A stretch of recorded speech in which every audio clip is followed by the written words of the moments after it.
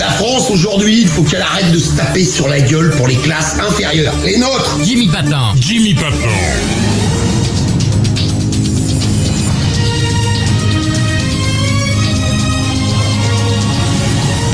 C'est Jimmy du parti des pas de parti. Vous savez, le parti qui a les partis de ne pas faire partie d'un parti, ce qui nous permet de conserver en majeure partie l'intégrité de nos partis. Antenne dans 10 secondes, Jimmy.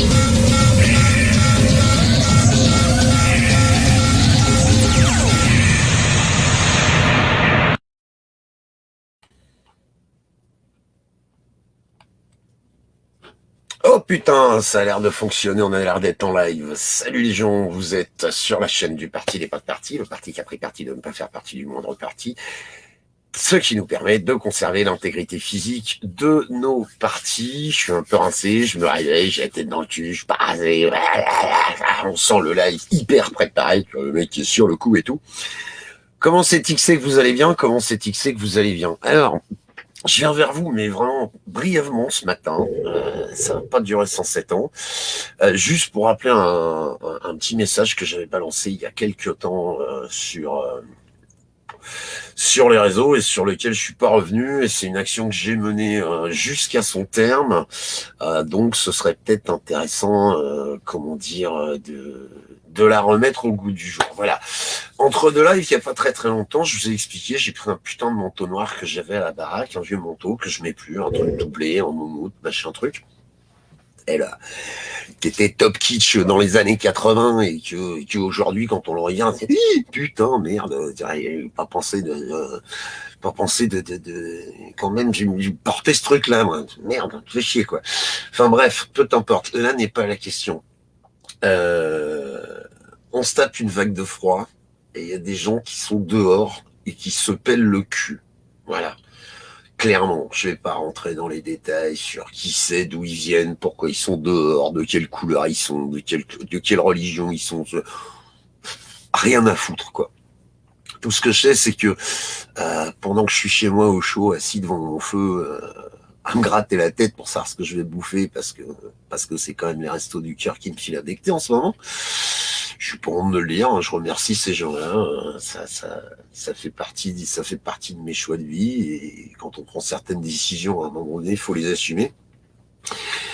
Mais néanmoins, voilà, j'habite à la Cambrousse, et je sais pas comment le dire de façon, respectueuse et sans être désagréable. Enfin, les SDF, ici par chez moi, en pleine campagne, il y en a pas à tous les coins de rue, quoi.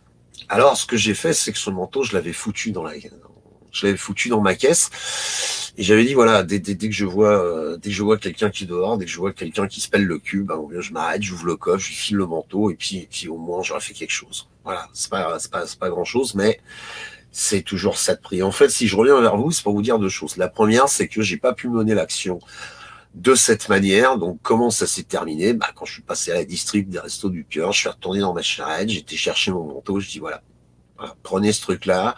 Vous connaissez forcément quelqu'un qui actuellement se pèle le cul et a pas forcément les moyens d'acheter un manteau qui tient debout pour lui, pour son ado, pour son môme, j'en sais rien. Vous saurez. En fait, si je viens vers vous ce matin, c'est pas pour vous dire faites-le, c'est super important. Non. C'est juste pour vous dire, voilà, moi je l'ai fait. C'est pas une action qui est très compliquée à mener. Et puis, je pense que si vous suivez les conneries que je raconte depuis pas mal d'années maintenant, vous aurez compris que ce genre d'action, ça fait partie, entre guillemets, je sais pas, de l'esprit du parti, des pas de parti. On va appeler ça comme ça. Voilà. Donc, je vous invite, vous, de votre côté, à farfouiller un peu au placard ou dans au tiroir, à mettre la main sur le manteau, la couverture, le duvet, la couette, enfin le truc dont vous servez plus. Et puis mon vieux, derrière, c'est pas très compliqué, hein. Si vous avez une bagnole, vous foutez ça dedans, et soit vous passez devant, j'ai envie de dire, une triste opportunité, soit vous n'êtes pas très loin d'un resto du cœur, d'un secours pop, d'un secours catholique, on s'en fout. Peut-être que si on montre aux puissants qui nous gouvernent que laissez, alors nous on va le faire, voilà. Nous, on va le faire. Entre l'autre qui dépense des sommes pharaoniques dans des conneries, ou l'ami Bernard Arnault qui vient de faire la couverture de Forbes. J'ai lu un tweet assez intéressant d'ailleurs sur cette couverture. Je vais essayer de vous le retranscrire sans dire de conneries. Pardon. En fait, la personne qui a tweeté la couverture de Forbes avec ce salopard de Bernard Arnault déclaré les plus grands milliardaires de je sais plus où, de France, d'Europe, du monde, enfin, il serait déclaré plus grand milliardaire de sa propre rue. J'en aurais strictement rien à carrer. Mais ce qui était intéressant, c'est le commentaire qui allait avec ce tweet. Je suis pas foutu de remettre la main dessus. La technique que j'ai sous la main me permet pas de vous le partager, peu importe. Mais je vais essayer de vous le retranscrire. La nana disait, parce que c'est une nana, si parmi les singes, il y avait un singe qui entassait plus de bananes que le nombre qu'il peut consommer, et qu'à côté de ça, tous les autres singes meurent de faim, nos scientifiques, ils iraient attraper ce singe-là, ils le mettraient dans un laboratoire, puis ils se gratteraient la tête en essayant de comprendre pourquoi il fait ça. Et ils considéreraient que ce singe, ce primate, il est spécial parce que lui, il amasse toute la nourriture, et il la conserve de façon violente en plus, il la donne pas aux autres, et les autres crèvent de faim et en plus acceptent cette situation. Bon ben mon Dieu, ça si ça arrive chez les primates, les scientifiques, je vous dis, ils vont attraper singe, puis ils vont dire merde, qu'est-ce qu'il fout? Par contre, quand c'est un humain qui fait ça, un mec comme Bernard Arnault, qui lui possède largement assez de bananes pour 200 ou 300 vies, hein, je veux dire, la question se pose même pas. Au lieu de se gratter la tête puis de se dire pourquoi il fait ça ce con, parce que tiens, lui, tout et toute la multitude qui est autour, c'est rien. C'est, eh ben lui, on le met sur la couverture d'un magazine. Vous voyez comme on est cons, nous les humains, c'est dans le règne animal qu'on considère comme étant intellectuellement inférieur aux humains. On dirait mais il garde tout pour lui. C'est pas normal, c'est faut qu'on analyse. On va le trépaner, on va lui ouvrir la boîte crânienne, on va brancher deux fils dessus, on va essayer de comprendre. Par contre, Nanar, il peut ratiboiser la planète, hein, parce que je vous rappelle que ce mec-là, Nanar et moi, on a une relation qui est quand même assez violente parce que compte tenu de la fortune sur laquelle il est assis, cet emmanché, il pourrait régler le problème de la guerre, le problème de la faim, le problème de l'accès à l'eau, le problème de l'accès à l'éducation sur l'intégralité de la planète sur un coup de carte bleue. Vous voyez, ça vous est tous arrivé au moins une fois d'acheter une connerie sur Internet, vous avez payé ça 30, 40 balles, hop là, mettez un coup de carte bleue, ben hop, et c'est réglé. Et ben Nanar, c'est pareil. Tiens, il pourrait dire, tiens, les gens sur cette planète, alors ils ont soif. Maman, va me chercher mon portefeuille. Toc, prends sa carte bleue, clac, clac, hop, plus personne n'a soif. Bah oui, le mec, il est assis sur plus de 90 milliards d'euros, à lui tout seul. 90 milliards d'euros. Alors, je crois que c'est une année, c'est la femme à Mitterrand qui avait déclaré régler le problème de la guerre sur l'intégralité de la planète, c'est 10 fois moins que le budget publicitaire mondial. Je crois qu'avec un petit 5 milliards de dollars, hop, on réglait le truc une bonne fois pour toutes. Plus personne qui se fout sur la gueule. Hein. Et puis les gens, ils ont à boire, et puis les gens, ils ont à bouffer, et puis ils ont accès autant que nécessaire, et puis c'est réglé, quoi. Et nous, on sait ça, et d'une certaine manière, on continue de laisser faire. Ah bah, on n'y peut rien. Si, je vous promets, on peut un truc. Voilà, évidemment, j'impose à personne de le faire, mais c'est pas extrêmement compliqué. Je vous dis, prenez une frusque, n'importe quoi. Un truc un peu chaud, un truc que vous avez chez vous, un truc que vous utilisez plus. Foutez-le dans le coffre de votre bagnole. Et puis, mon Dieu, si malheureusement, je vous dis, vous passez devant un SDF qui est dehors, c'est débile comme phrase, c'était un SDF, il est forcément dehors, je suis con, un centre de domicile fixe qui sera enfermé, c'est stupide. Donc, si malheureusement, vous tombez sur un SDF, ou si pas très loin de chez vous, il y a, je vous dis, un resto du cœur, un secours pop, enfin n'importe quoi, une assos qui, en ce moment, on se pèle le cul, et si à un moment donné, vous faites cette démarche, c'est pas très compliqué en fait de réconforter un peu quelqu'un. C'est pas très compliqué d'apporter un peu de bien à quelqu'un. Écoute, j'en sais rien, j'ai pas la solution à l'intégralité de ton problème, mais là t'as froid, moi j'ai un truc qui donne chaud, tiens, prends-le. Voilà, c'est juste ça. parce que putain bordel, Ikea il merde.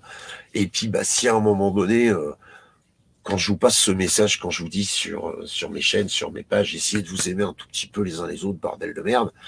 Là, on est complètement dans l'esprit du truc, quoi. On s'en fout de savoir à qui vous donnez un coup de main, pourquoi vous lui donnez un coup de main à lui et pas à un autre. De toute façon, vous pouvez pas régler l'intégralité du problème à votre niveau. Mais ça reste toujours dans la dynamique du colibri, ça reste toujours dans la dynamique, putain, on fait tous, tout petit truc peut devenir un gros truc, quoi. Alors, vous n'avez pas besoin de vous balader. Salut Bruce, va te faire aimer. J'adore cette phrase. Je suis ravi que tu passes, Bruce. Merci. J'espère que tu as la patate. En plus, ce dont je parle, peut-être ça va te parler à toi aussi. L'idée, c'est vraiment de dire, voilà, à mon niveau, à moi, j'ai juste un manteau et puis je sais que dehors, il y a des gens qui se pèlent le cul, je vais le filer à quelqu'un, quoi. Et là, enfin, je sais pas, j'ai le sentiment de faire quelque chose. Alors oui, si à un moment donné vous menez une action comme celle-là, vous n'êtes pas obligé de vous trimballer avec la pancarte du parti des potes partis, etc. Vous avez vu le parti des potes partis, c'est le parti des potes partis, etc. Non, on s'en branle. On s'en branle complet. Je m'en fous. Vous n'avez pas besoin de citer mon blaze. Vous n'avez pas besoin de vous trimballer avec la pancarte, le logo, le t-shirt, le badge, la casquette, le slibard. Non, j'en fais pas encore des slibards, mais je me demande avec tout ce qu'on se fait enfumer si je vais pas me mettre à en faire au bout d'un moment. Faites-le pour vous. Faites-le pour la personne qui est dans la merde, qui est dans le jus. Hein. L'esprit du parti des potes partis, vous savez bien comment ça fonctionne. Hein. Depuis 4 piges, j'ai invité des gens chez moi, j'ai monté des caravanes. Ouais, Philippe Flémin, j'aiderai quand même. Je vais répondre à un commentaire de Philippe Flémin qui me dit « Même à ton pire ennemi, tu l'aiderais quand même. » Oui, ne serait-ce que pour lui montrer que je suis bien moins con que lui, d'une. Et de deux, qu'un humain, ça reste un humain. Voilà. Et que si nous aussi, on commence à se comporter de manière pire que ceux qu'on traite d'animaux qui sont bien plus bienveillants que nous. Hein. Je veux dire, on est tous tombés sur une vidéo où c'est une poule qui est en train de couver des chats. Eux, ils se posent pas la question de savoir qui est quoi. Il y a un petit, faut en prendre soin, on en prend soin. Ils sont pas là à se dire ah ben ouais, l'autre jour il a voté machin ou sur les réseaux il a déclaré truc. Voilà. Je veux dire, si à un moment donné on veut faire preuve effectivement de bienveillance et d'ouverture d'esprit, des fois c'est la gentillesse qui peut être une arme redoutable. Voilà, c'est rien d'autre que ça. Voilà ce que j'avais envie de vous dire ce matin. Voilà ce que j'avais envie de partager avec vous. C'est pas la mer à boire, ça consiste juste, je vous dis, à aller mener cette petite action, à aller essayer de faire un peu de bien, essayer de distribuer un truc un peu sympa. Et ça, c'est vraiment à la portée de n'importe qui. Il n'y a rien qui vous empêche de le faire. Voilà, je vous embête pas plus. Je vous souhaite une excellente journée à tous. Hein, donc, bon courage à ceux qui sont dehors, à ceux qui bossent dans le froid, parce qu'effectivement, qu'il y a faut l'admettre. Je vous souhaite une agréable journée à tous. Essayez de vous aimer un tout petit peu les uns les autres, bordel de merde. N'oubliez pas que ce soir, il y a un très très gros live sur la chaîne. Il y a un très très gros live sur la page du parti des potes partis. Ce sera retranscrit par pas mal de groupes. Je vais venir vous en reparler dans la journée. On va parler du vote. On va en discuter. On va faire une table ouverte à ce sujet où vous êtes invités. Vous êtes tous invités. Et j'aurai un panel d'invités autour de la table qui est le plus fabuleux que j'ai jamais pu réunir depuis que je fais ce que je fais. Voilà, je vous emmerde pas plus. Bonne journée à tous, portez-vous bien. Salut.